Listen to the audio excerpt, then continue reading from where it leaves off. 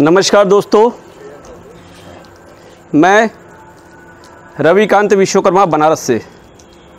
जैसा कि आपने देखा,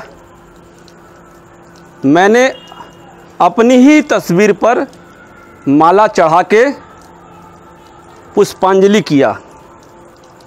वो इसलिए किया कि आज पूरे उत्तर प्रदेश में, पूरे देश में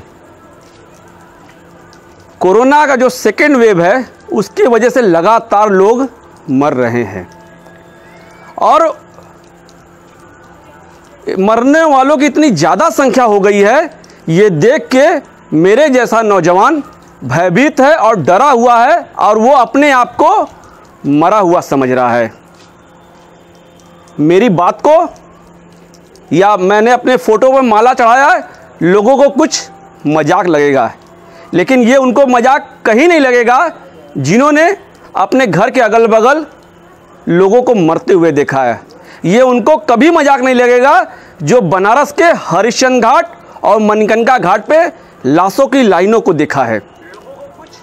इसलिए मैं ये बताना चाहता हूँ, हम बनारस के रहने वाले हैं। बनारस के सांसद हमारे देश के प्रधानमंत्री हैं नरेंद्र मोदी जी। जब साल भर पहले कोरोना का फर्स्ट फेज था तो उस समय जो भी कोई कोरोना का पेशेंट होता था तो घर घर एम्बुलेंस जाके पेशेंट को लाके भर्ती करती थी।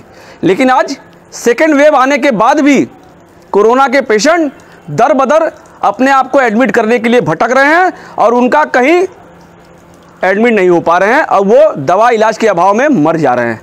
आज पूरे बनारस में न बेड है, न ऑक्सीजन है, न पर्याप्त डॉक्टर है, न दवाइयाँ हैं। इसका कारण है कि लोग मर रहे हैं।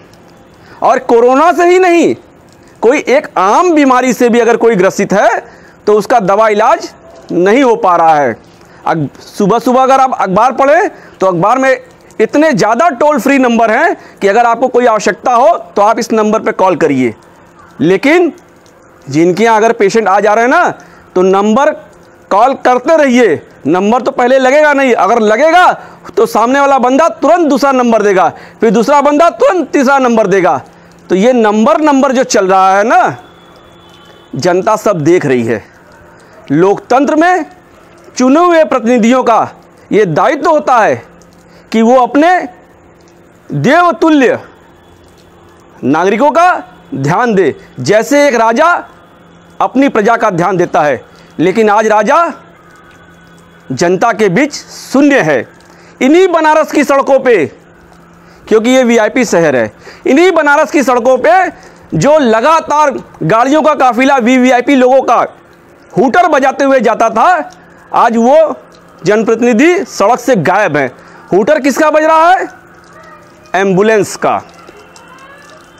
उस एम्बुलेंस का हूटर बज रहा है और वो पेशेंट इस हॉस्पिटल से उस हॉस्पिटल, उस हॉस्पिटल से उस हॉस्पिटल दम तोड़ दे रहा है। तो क्या इसीलिए लोगों ने जनप्रतिनिधि चुना था? बनारस तो अपने आप को भाग्यशाली समझता था कि मैं सांसद नहीं प्रधानमंत्री चुन रहा हूँ। जब हमारे पास समय था साल भर का कि हम अपनी चिकित्सीय व्यवस्था अच्छा करें, दुरुस्त करें, लोगों को इलाज दे, तो उस समय ये भक्त हिंदू राष्ट्र बनाने में लगे थे। अरे तुम हिंदू राष्ट्र बनाओ चाहे जो बनाओ, लेकिन पहले लोगों को मरने से तो बचाओ।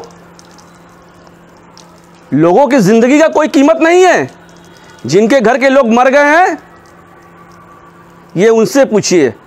अपनी ही तस्वीर पर माला पहनाने का ये आदेश है, ये मेरा आशय है। मैं पागल नहीं हूं कि मैं अपनी ही तस्वीर पर माला पहना रहा हूं। अपनी ही तस्वीर पर माला पहनाने का मेरा आशय है कि आज पूरा हिंदुस्तान डरा हुआ है। जिसके घर कोई भी छोटी मोटी बीमारी हो जा रही है, वो ये मान ले रहा है कि मेरी तस्वीर पर माला चढ़ जाएगा।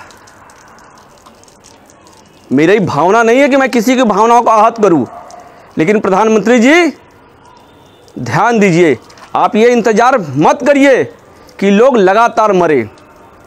आप ही जब दिन में लाखों लाख की रैली करते हैं तो कुछ और बोलते हैं, और शाम को जब टीवी पर ज्ञान देने आते हैं तो सोशल डिस्टेंसिंग की बात करते हैं। तो मैं आपकी किस बात को सही मानूं, किस बात का पालन करूं?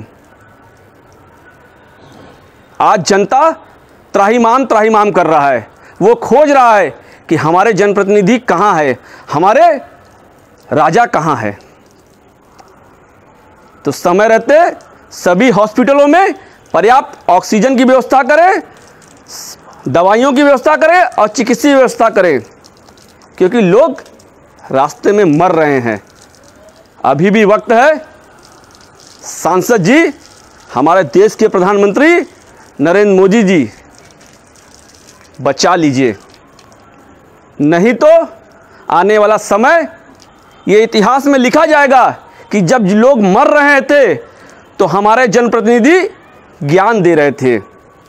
तो ज्ञान नहीं, ध्यान दीजिए। मैं रविकांत विश्वकर्मा, बनारस से। जय हिंद,